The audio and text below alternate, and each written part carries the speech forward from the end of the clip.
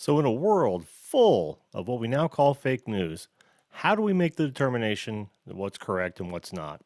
I want to hear from you, where you get your source, your news, and I'm going to give you my thoughts right after this.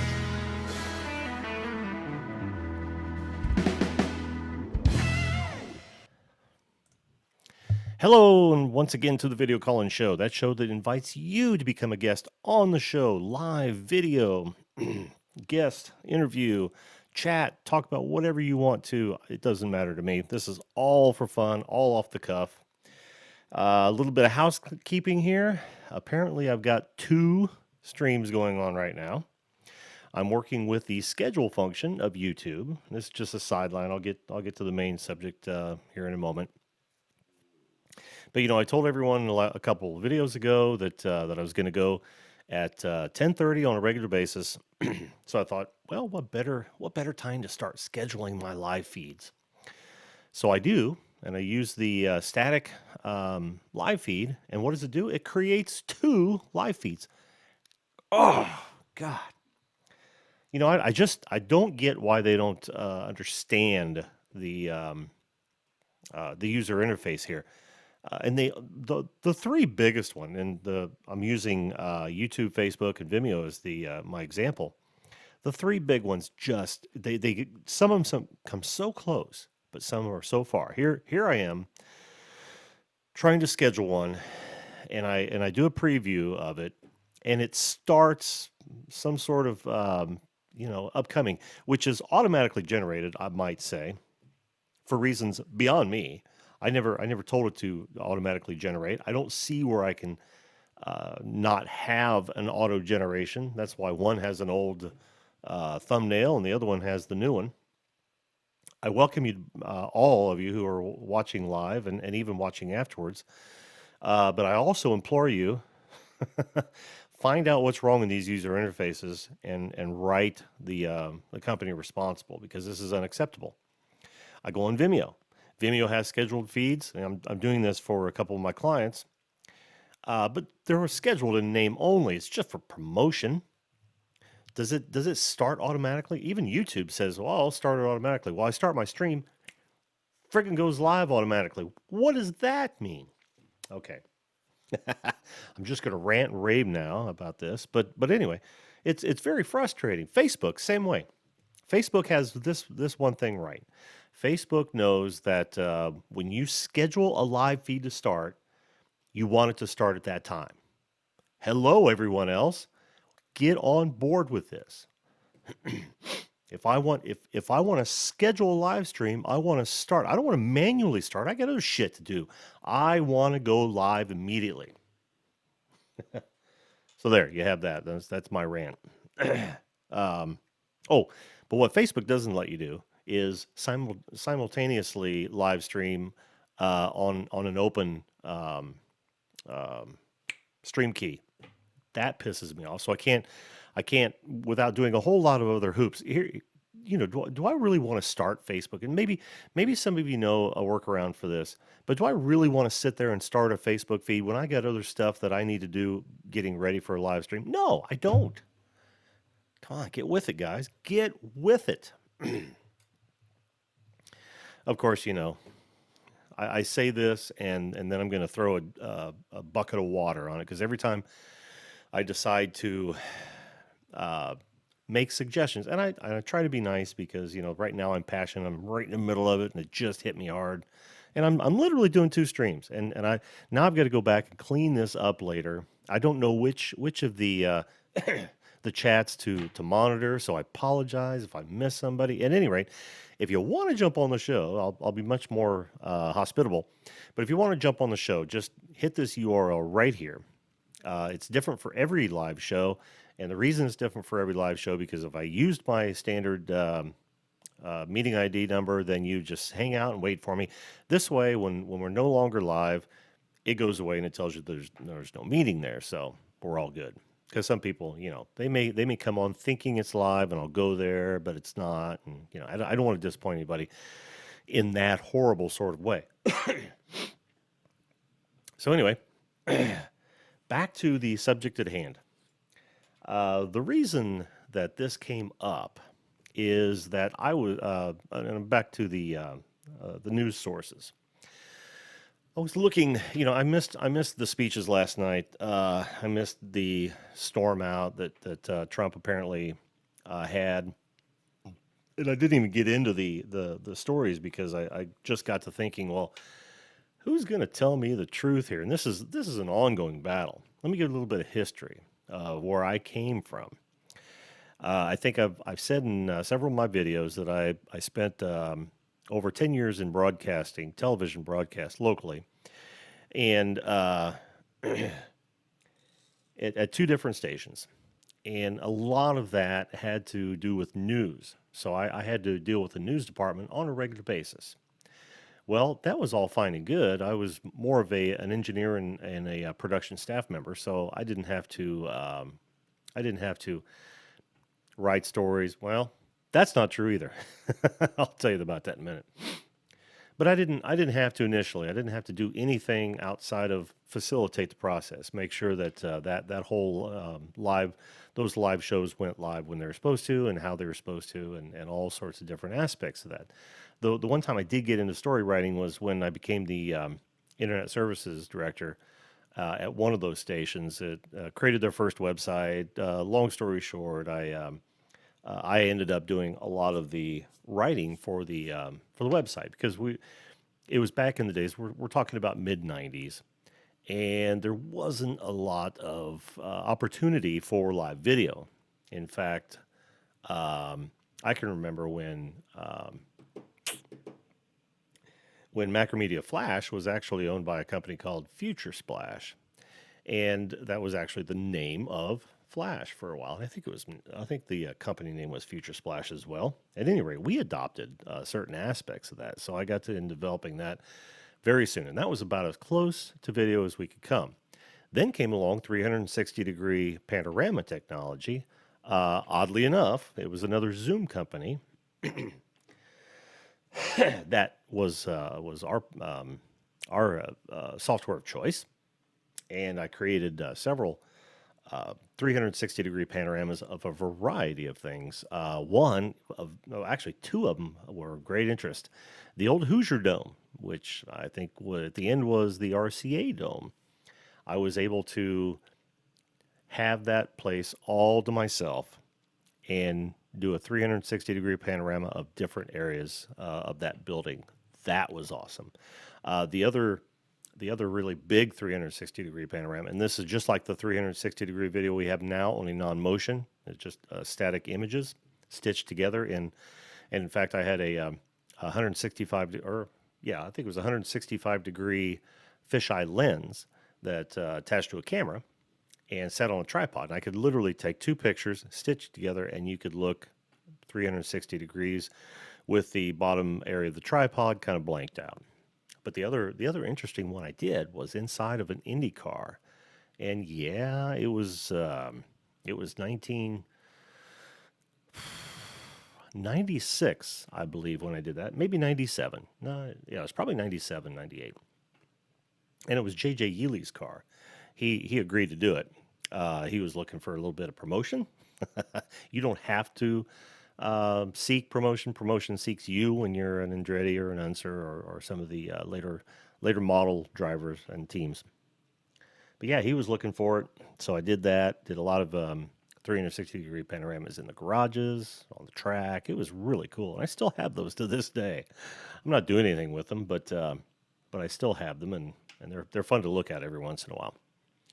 But anyway, so I have a background in what I would consider mainstream media, and it was having been a spectator prior, getting into that industry. It was an eye opener. It really was. I'll never forget someone who had a distinct agenda came to me, and well, actually didn't come to me, but was questioned as to why there were several of the same type of stories, and I won't go into the details, but we questioned him on why that was, and he says, well, it's my mission to get at least two of those type of stories in every newscast, and he was a producer, and that floored me. I thought, how dare you dictate what types of stories get on the air? I mean, isn't news just an occurrence, right? An occurrence of interest, and aren't journalists and their the people behind the journalist, isn't it their responsibility to merely report on that news? And when I say report, I mean describe the event. Don't opine. We don't need your opinion in these stories. They have opinion pieces for a reason. They have opinion sections. They have opinion segments for a reason. Your job is not to insert your opinion into these news stories. So they got me to thinking, am I in a bubble of the news sources that I frequent on a regular basis? Is that a bubble of sorts? Are you in a bubble of sorts when you go to look for news stories? Do you have certain go-tos that may be considered a bubble? And what I mean by bubble is that usually it would refer to a group of reporters, or at least a mission by a specific station or news outlet. Let's rephrase it as a news outlet. Will do exactly what that producer was doing. They choose what types of stories they cover. And I know you have to choose what types. No one really wants to hear about a pebble that got kicked down the street. But if you're going to go after specific, let's say your thing is car accidents. You were in a car accident and you're hurt badly or something, so you're affected by it. Now you think your mission is to report on every single little car accident there is. And I'm being, of course, quite neutral in my description here, but at least it'll illustrate a point. Let's say you believe that your mission is to get as many automobile related or accident related stories on or in your news periodical. That would include broadcast news for a set period of time. One has to wonder what kind of a disservice is that to your audience. You may feel very passionate about something, but when you omit and you literally choose content in a news context that is specific to you, then you are really, really doing a disservice to your customers. Your customers. News is a business, always has been, always will be. People make money writing, producing, doing whatever they need to do to put together news stories because there is a demand for it. and I believe that that it's as critical for journalists to be as impartial as you would expect. This is almost profound. A journalist should be as impartial as they would want a jury that has the power to convict them to be. Think about that statement for a moment. I just now dreamt it up. In fact, I want you to know that this show is almost entirely ad hoc. It's a hobby of mine. I kind of dig getting on here. I just dated myself. I dig getting on here and talking about a subject. I love having people come on and comment on my opinion or give their opinion of the subject at hand, which is why I've decided that was nice. Which is why I've decided to go on a topic of the day format so that it gives a little bit of basis for folks. I'm going to take a break here just for a second. I want to see if I can even see this other live stream and see if... Okay. Now, here's something very, very interesting. bear with me on this short break. There's nothing on this other live stream. I'm still looking at my slide. Says it's live. Nothing's happening. All right. Jesus. So I've got some figuring out to do. As you all know, I'm a rather a noob at, at self live streaming. Yeah, normally, see, I don't have to do all this other stuff. I can concentrate on starting the stream whenever I want to, and that's what I do for my clients. But when we're streaming, but when it's up to you, when you're a one man band and just want to have fun with it, it doesn't get real fun when stupid shit like that happens. And I'm pointing at my monitor in case you don't know. All right, back to the subject at hand. So it got me to thinking, where might I find those in this day and age of what we consider fake news, or not what we consider fake news, but we consider a great deal of sources as fake news. Where might I find those sources? And I thought very, very hard about it. Typically, because I'm kind of an old school guy, came from an era where we only had three alphabet, affiliate stations, and then usually markets that had the big three, the CBS, the ABC, and NBCs, also had an independent and PBS. So we had an entire lineup of 5 channels. You can imagine how horrible that was when you were having a sick day as a child. it was either soap operas or Sesame Street type shows. It's like, wow, that sucks. I don't. That's funny that I say that because now I think of the first station I ever worked on was the local independent. It's no longer independent. It's actually one of the affiliates. They jump around all the time, but it's whomever has the largest pockets and can pay for that sort of content. But at any rate, I never really thought about what was on that independent when I was a child because I always knew that the big three would have soap operas on during the day, and then game shows. Of course, who's not going to watch game shows as opposed to Sesame Street when you're double digit age. But yeah, I never really thought about.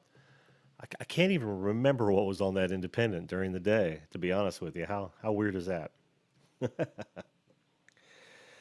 So, having grown up with the alphabet soup of news,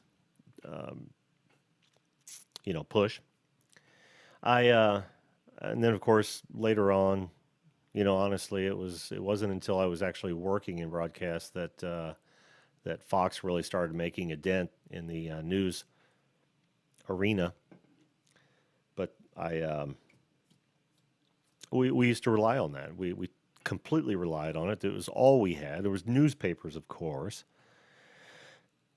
I almost feel like I'm talking about newspapers as though there are none anymore. We know that's not true. We know that they're a dying breed, but there are newspapers out there. They just have missed the boat. Most of them. They couldn't. They still can't to this day. They can't adjust to new media. They don't know how to approach it. And I see them trying all different sort of ways where some will have total subscription based. Some will tease and then they'll kick a beg to subscribe to get all the content. Some are just ad supported. So they're still trying to figure out what to do about their place in this world, which has got to be really tough because they've been around arguably the longest. Right? It's ever since the printing press was invented, and that was way before. God, I just channeled my inner Chink. That was a long time before television or radio, even. So, anyway, so yeah, that's all we had. So that's what we trusted, for better for worse. Who knows how accurate they were on average? Who knows how biased they were on average? It's one of those things where if you don't have anything to compare it to, then you just don't know. And that can be said about anything, but in today's world, we've got an entirely different situation. We've got new media, right? We've got a a platform where anyone can start a site and they can publish damn near anything they want to as news. And that's, of course, where fake news came from. One of the one of the things that always cracks me up is when you see an article by The Onion, and I hope you know who The Onion is, posted, and you notice that people will respond to that as though it were real. Now, to Onion's credit, they've got some great writers. They've had great writers over there for years. And what they do is they take great pains in writing this satire in such a way that people buy it, and it's all done in good fun because the thinking person obviously looks at that, recognizes that it is completely off the hook, and it's just way over the top, and they dismiss it outright, and rightfully so. Well, that's not so true for those people who write stories and practice journalism in such a way where they come off as credible. And I could write you a story that tells you how wonderful a turd tastes in language that would lead you to believe that a turd tastes wonderful, and some people would buy it. Now, this poses a problem. This poses a real problem. Now that you have all of this noise coming your way, people who are actually reporting the news, that is, describing events as accurate as they possibly can with no bias, or they should be actively checking their bias as they write these stories, all the way to The Onion. And it makes it tough. Makes it tough. I'm going to say right now that where you need to go for your most accurate news stories that you'll find anywhere on the internet, which new media, there is none. I may not be the first to say this, but I'm going to say it now. There is no one source that is 100% correct. We're all human. I know that. I know this really goes without saying. But there is also no source that I know of. In fact, there's zero source that I know of that is 100% non-biased. That includes the big syndicated or affiliate news entities, all the alphabet soup, FOX, ABC, NBC, CNN, MSNBC, all of them. There's not one that has zero bias. And I get that because we are human, just like I said, we are human, so we're prone to, even subconsciously, enter our bias into things that we say, things that we write, and things that we do. No problem. So what's the solution? Well, for me, it has been for years, all of those that you deem reputable, and some that you may have the perception that they're not. What do I mean by that? Well, if you're a dyed-in-the-wool Fox News fan, you probably should watch other news sources in addition to. If you're a dyed-in-the-wool, now see, I'm choosing both spectrums, and I'm trying not to be political about this, but we all know where both of these entities lie. If you find yourself watching only MSNBC,